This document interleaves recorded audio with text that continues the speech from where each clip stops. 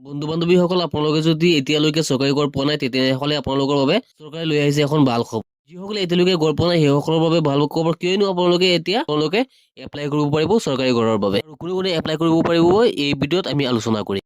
আৰু যদি এই দুটা লিষ্টত আপোনালোকৰ নাম থাকে তেনেহ'লে আপোনালোকে এপ্লাই কৰিব নোৱাৰিব। এই দুটা লিষ্ট কি আমি আপোনালোকক এই দুটা লিষ্ট দেখুৱাই দিম। গতিকে আপোনালোকে এই ভিডিঅ'টো অলপো স্কিপ নকৰিব। আৰু যদি কোনোবা আমাৰ ভিডিঅ'টোত নতুনকৈ আছে তেনেহ'লে আমাৰ চেনেলটো ছাবস্ক্ৰাইব কৰি ৰাখিব। বলক এই দুটা লিষ্ট কোনটো আমি এতিয়া চাই লোৱা হওক। ভিডিঅ'ৰ ডিছক্ৰিপশ্যনত এটা লিংক দিয়া আছে, সেইটো লিংকত ক্লিক কৰিলে আপোনালোকে ডাইৰেক্ট এইটো পিছত আহি যাব পাৰিব। এইটো পিছত আপোনালোকে ওপৰত পাব আৱাজ ছফ্ট লিখা আছে।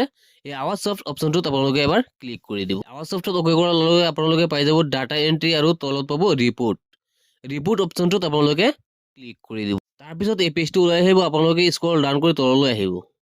তললৈ আহি আপোনালোকে এটা অপশ্যন পাব FEFMS ৰিপোৰ্ট। ইয়াত আপোনালোকে পাব 1 2 3 নম্বৰত যিটো আছে beneficiaries registered account frozen and verified. এই অপশ্যনটোত আপোনালোকে ক্লিক কৰি দিব 3 নম্বৰ অপশ্যনটোত। ইয়াত আপোনালোকে পাব PMAYG, ইয়াত আপোনালোকে ক্লিক কৰি দিব। ইয়াত ইয়াৰটো আপোনালোকে চিনাক্তকৰণ কৰিব দিছে, আপোনালোকে 2023 বা 24 কোনটো বিচাৰে।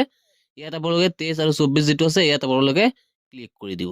নেক্সটত আপোনালোকে আকৌ ক্লিক কৰি দিব, চিলেক্টত অকে কৰি আপোনালোকে ইয়াত পাব প্ৰধানমন্ত্ৰী আৱাস যোজনা, ইয়াত আপোনালোকে অকে কৰি দিব। তাৰপিছত ষ্টেট আহিব, ষ্টেটত আপোনালোকে আসামটো দি দিব। তাৰপিছত আপোনালোকে আকৌ চিলেক্ট অপশ্যন পাব, চিলেক্ট অপশ্যনত আকৌ অকে কৰিব।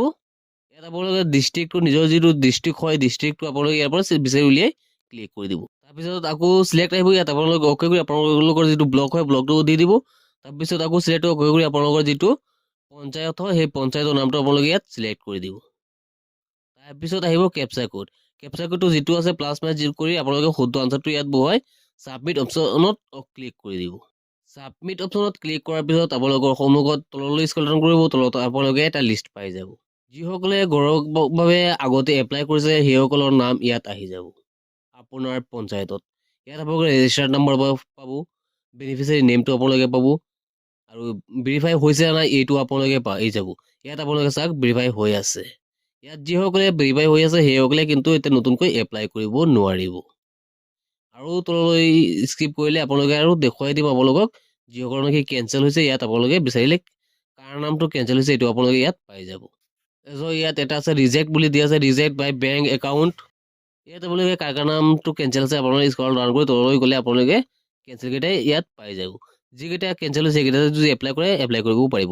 এতিয়া 1 নম্বৰ লিষ্টটো গ'ল, এতিয়া আমি আপোনালোকক দেখুৱাম ছেকেণ্ড আৰু এটা লিষ্ট আছে, সেইটো লিষ্ট আপোনালোকে কেনেকৈ চেক কৰিব আপোনাৰ নাম আছে নাই যদি আপুনি আগতে এপ্লাই কৰিছে। এতিয়া আমি আকৌ বেক কৰি প্ৰথমৰ পৰা আহি আপোনালোকক দেখুৱাম নতুন 2 নম্বৰ যিটো লিষ্ট আছে সেইটো আমি এতিয়া আপোনালোকক দেখুৱাম। তাৰপৰা আপোনালোকে কি কৰিব লাগিব, বেক কৰি প্ৰথমৰ পৰা আহিব লাগিব। এতিয়া আমি আকৌ প্ৰথম পেজলৈ আহি গৈছোঁ। ইয়াত আপোনালোকে স্ক্ৰল ডাউন কৰি একেবাৰে তললৈ আহিব। তললৈ আহি আপোনালোকে জি অপশ্যন যিটো আছে আমি আপোনালোকক দেখুৱাই দি আছোঁ, অলপ জুম কৰি আপোনালোকক দেখুৱাই দি আছোঁ। ইয়াত দি আছে জি গভৰ্ণমেণ্ট ৰিপৰ্ট,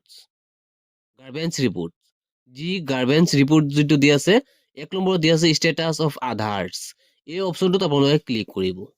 ইয়াত ক্লিক কৰাৰ লগে আগৰ নিচিনা এইটো আপোনালোকে আকৌ ফিল আপ কৰিব লাগিব PMAYG। ইয়াত আপোনালোকে ক্লিক কৰিব। ইয়াৰ পৰা আপোনালোকে আকৌ চনটো চিনাক্তকৰণ কৰিব, 22 দি দিব। আকৌ চিলেক্টত অকে কৰিব, অকে কৰি আপোনালোকৰ চিলেক্টত অকে কৰি আপোনালোকে প্ৰথম যিটো দি আছে এইটো প্ৰথমটো দিব। তাৰপিছত আকৌ চিলেক্টত অকে কৰি আসামটো আপোনালোকে বহুৱাই দিব। তাৰপিছত আকৌ আপোনালোকে চিলেক্ট অপশ্যনটো অকে কৰিব।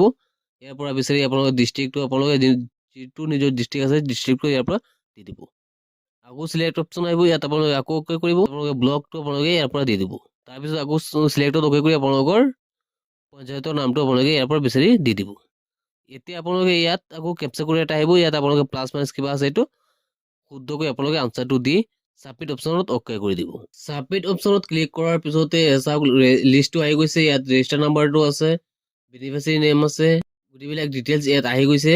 ভেৰিফাইড বুলি দি আছে, কমপ্লিট বুলি দি আছে, বেংকৰ নামবিলাক দিয়া আছে, কোন বেংকৰ হয়, একাউণ্ট নাম্বাৰ গোটেইবিলাক ইয়াত দিয়া আছে, আৰু কোনটো তাৰিখত এপ্লাই কৰিছিলে সেইটো দিয়া আছে। চাওক আপোনালোকে কিমান টকাৰ বাজেট আছিলে সেইটো গোটেইবিলাক ইয়াত দিয়া আছে, আৰু কেতিয়া এপ্লাই কৰিছিলে সেইটো ডেটটো ইয়াত দিয়া আছে, চেংচন ডেটটো দিয়া আছে। ইয়াত 19 তাৰিখ 9 মাহ 2023 একেবাৰে নতুন হয়। এইটো লিষ্টত যিসকলৰ নাম আছে সেইসকলে কিছুদিনৰ ভিতৰতে একাউণ্টত পইচা সোমাই যাব, ঘৰটো অতি সোনকালে পাই যাব। এই দুটা লিষ্টত যিসকলৰ নাম আছে সেইসকলে কিন্তু এতিয়া নতুনকৈ এপ্লাই কৰিব নোৱাৰিব। যিসকলৰ নাম নাই সেইসকলে এপ্লাই কৰিব পাৰিব, কিন্তু আমি এইটো ভিডিঅ'ত কেনেকৈ এপ্লাই কৰিব ইয়াৰ প্ৰচেছটো মই দেখুৱাব পৰা নাই, কিয়নো ভিডিঅ'টো দীঘলীয়া হৈ যাব। নেক্সট ভিডিঅ'ত আপোনালোকক দেখুৱাম আপোনালোকে কেনেকৈ এপ্লাই কৰিব পাৰিব, ইয়াৰ সম্পূৰ্ণ প্ৰচেছ দেখুৱাম। আজিৰ ভিডিঅ'টো এইখিনি আছিলে, লগ হ'ব নেক্সট ভিডিঅ'ত। জয় আই অসম।